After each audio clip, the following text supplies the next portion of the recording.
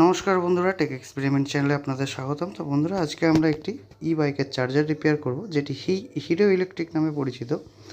তো যারা জানেন না তাদের জন্য বলতে চাইবো, এই হিরো ইলেকট্রিক বাইকটি কিন্তু অ্যাকচুয়ালি হিরো কোম্পানির নয়।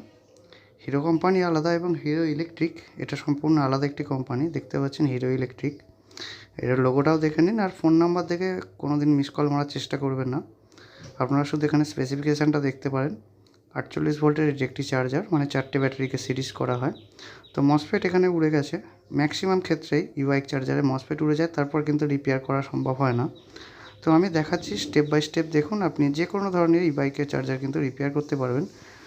তো এখানে দেখুন মসফেটটি আমি খুলে নিয়েছি। মসফেট লাগানোর আগে যে জিনিসগুলো আপনাকে দেখতে হবে, প্রথমে দেখুন যখন মসফেট উড়েছে তখন নিশ্চয়ই ড্রাইভ সেকশনটাও নষ্ট হয়েছে, মানে ড্রাইভার আইসি নিশ্চয়ই নষ্ট হয়েছে। তো এখানে ড্রাইভার আইসির নাম্বার কিন্তু দেখা যাচ্ছে না। আর মজার জিনিস এখানে দেখাবো, দেখুন এখানে বেশ কিছু রেজিস্ট্যান্স আছে যেগুলো কিন্তু পুড়ে গেছে। দেখুন ড্রাইভার আইসি এইটা, এরপর দেখুন R17 এবং R22, এই দুটি রেজিস্ট্যান্সের কিন্তু নাম্বারই উড়ে গেছে। মানে আপনি জানেন না এখানে কত নাম্বারের রেজিস্ট্যান্স বসাতে হবে। তো সেই জন্য আমি বারবার প্রতিটা ভিডিওয় বলি যে এসএমডি রেজিস্ট্যান্সের উপরে নাম্বারগুলি দেখে রাখুন। ভালো নাম্বারগুলি দেখে রাখলে আপনার কাছে যখন পুড়ে আসবে, জ্বলে পুড়ে আসবে, তখন কিন্তু আপনি রিপেয়ার করতে পারবেন, নাহলে কিন্তু পারবেন না। সমস্ত কিছুই হয়তো লাগিয়ে ফেলবেন, শুধু এই রেজিস্ট্যান্সের জন্য কিন্তু চার্জারটি রিপেয়ার করা হবে না। তো যার জন্য আপনি এখানে নাম্বারগুলো নোট করে নিতে পারেন। তো এখানে আমি কী করব দেখুন, এখানে ড্রাইভ আইসিটা চেঞ্জ করব এবং যে বার্ন রেজিস্ট্যান্সগুলি সেগুলোর মান নির্ধারণ করে এখানে আমি সেই রেজিস্ট্যান্সগুলি লাগাবো। তো এখানে যে মসফেট ইউজ করা ছিল 11N90C, এই যে পুরোনো মসফেটটা দেখতে পাচ্ছেন, এবং আমি নতুন একটি মসফেট নিয়ে নিয়েছি একদম সেম নাম্বারের একই মসফেট। দেখুন যখন রিপেয়ারিং করবেন কোনো মডিউল, অনেক ক্ষেত্রে কী হয়, আমি নিজেও বানিয়েছি মডিউল দিয়ে রিপেয়ার করেছি, সেগুলো কিন্তু 100% সাকসেসফুল বলা চলে না। তো সবথেকে ভালো হয় চার্জারটি যেভাবে বানানো ছিল সেইভাবে রিপেয়ার করা। তো ড্রাইভ আইসির নাম্বারটাও আপনাদের দেখিয়ে দিই। দেখুন UC3842A এসএমডি প্যাকেজে আছে। এই নম্বরের আইসি কিন্তু এখানে লাগাতে হবে। 1 নম্বর পিন মেনশন করা আছে। তো পিন মিলিয়ে আপনি এখানে আইসিটিকে বসিয়ে দিতে পারেন। আমি এখানে আইসিটি বসিয়ে নেব এবং সাথে সাথে বার্ন হয়ে যাওয়া রেজিস্ট্যান্সগুলি আপনি দেখুন R22 এবং এদিকে R17, এগুলি কিন্তু বার্ন হয়ে গেছে। সে নাম্বারগুলো আপনাদের দেখাবো। দেখুন R17 এখানে কিন্তু সম্পূর্ণ বার্ন, কিচ্ছু বোঝা যাচ্ছে না যেখানে কি রেজিস্ট্যান্স ছিল।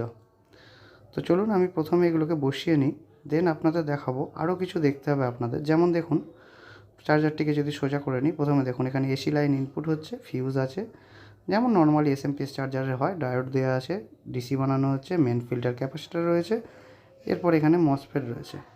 তো মসফেটের সঙ্গে আপনি এই বড় একটি রেজিস্ট্যান্স, মানে 2 ওয়াটের এই রেজিস্ট্যান্সটি আপনি দেখতে পারবেন।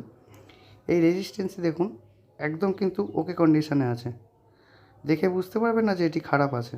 কিন্তু এটিকে যখন আপনি মাপবেন, আমি তো এক হাতে ভিডিও বানাই তো দেখানো সম্ভব নয়, তো যখন মাপবেন দেখবেন এই রেজিস্ট্যান্সটি কিন্তু অবশ্যই 100% ওপেন হয়ে যাবে। তো মসফেট পাল্টানোর আগে এই রেজিস্ট্যান্সটিকে আপনাকে পাল্টাতে হবে। আর এদিকে আউটপুট ডায়োড রয়েছে এবং একটি 6 অ্যাম্পিয়ারের বা 10 অ্যাম্পিয়ারের ডায়োড দেওয়া রয়েছে আউটপুটে। নর্মালি এসএমপিএস চার্জার যেরকম হয়, আপনি আমার পুরনো ভিডিওগুলো দেখতে পারেন, বেশি ডিটেলসে যাচ্ছি না। সেগুলিতে আমি অনেক ভালোভাবে বুঝিয়েছি, অনেক ধরনের চার্জার রিপেয়ার করেছি। তো এগুলো সব দেখে ফেললে এই চার্জারটা রিপেয়ার করা কিন্তু আপনার কাছে কোনো ব্যাপার নয়। দেখুন রেজিস্ট্যান্সটি তুলেছি, কোথাও জ্বলে নেই, কোথাও পুড়ে নেই, কিন্তু এর মান শিফট হয়ে গেছে, মানে এর ভ্যালুই দেখাচ্ছে না, ভেতর থেকে ওপেন হয়ে গেছে। তো এই রেজিস্ট্যান্সটি আমি এখানে প্রথমে বসিয়ে নেব। তো এবার এই রেজিস্ট্যান্সটি আমি কিন্তু মার্কেটে পাচ্ছি না, যার জন্য আমি এই একটি রেজিস্ট্যান্স এখানে আমি ইউজ করব। আপনি কালার কোড দেখে রেজিস্ট্যান্সের মান বার করতে পারেন এবং একটু ওপর নিচে হলেও চলবে, রেজিস্ট্যান্স ইউজ এখানে করতে পারেন। দেখুন এখানে এসএমডি আইসিটি আমি তুলে নিয়েছি এবং 1 নম্বর পিন এখানে কিন্তু মেনশন করা আছে, সেটা দেখে লাগাবেন সব সময়, যেহেতু এটি এসএমডি রেজিস্ট্যান্স। এবং এই R17 এবং R22 এই রেজিস্ট্যান্সের মানগুলো আমি শেষে আপনাদের জানাবো। তো আমি এখানে সোল্ডারিং আয়রন ইউজ করি, আপনারা চাইলে এসএমডি মেশিন ইউজ করতে পারেন, সোল্ডারিং আয়রনেও ভালোই কাজ করা যায়। দেখুন R17 আমি তুলে নিয়েছি। এখানে আমার কাছে এসএমডি রেজিস্ট্যান্স নেই, তো আমি বেশ কিছু রেজিস্ট্যান্সকে আমি সিরিজে করে তারপর লাগাবো। তো আমি মানগুলো আপনাদের বলে দিচ্ছি। তো এখানে আমি এসএমডি আইসিটিকে বসিয়ে নিয়েছি। দেখুন অনেক ধরনের ভিডিও আপনারা দেখেন, সময় নষ্ট করেন, কিন্তু তার থেকে কিছুই শিখতে পারেন না, অনেক নাচন কদন দেখাইতে হয়।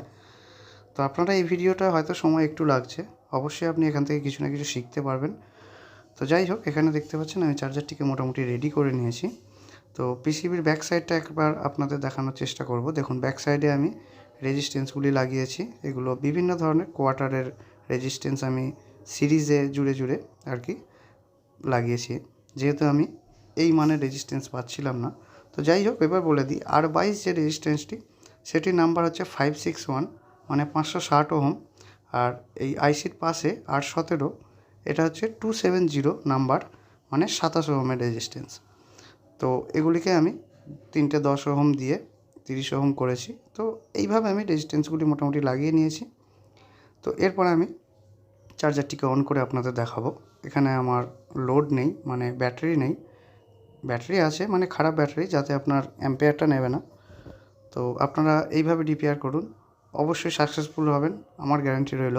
এখানে দেখুন 55 ভোল্ট কিন্তু চলে এসেছে, চার্জার আমার অন হয়ে গেছে, দেখতে পাচ্ছেন আশা করি। রেড লাইট এবং ফুল ইন্ডিকেশান দিচ্ছে, কারণ এখানে ব্যাটারি কানেক্ট করা নেই। ব্যাটারি কানেক্ট করলে ফুল ইন্ডিকেশানটা চলে যাবে এবং সাথে সাথে চার্জিং এলইডি কিন্তু শুরু হয়ে যাবে। ভিডিওটি ভালো লাগলে একটি লাইক করবেন, চ্যানেলটিকে অবশ্যই সাবস্ক্রাইব করবেন। ধন্যবাদ।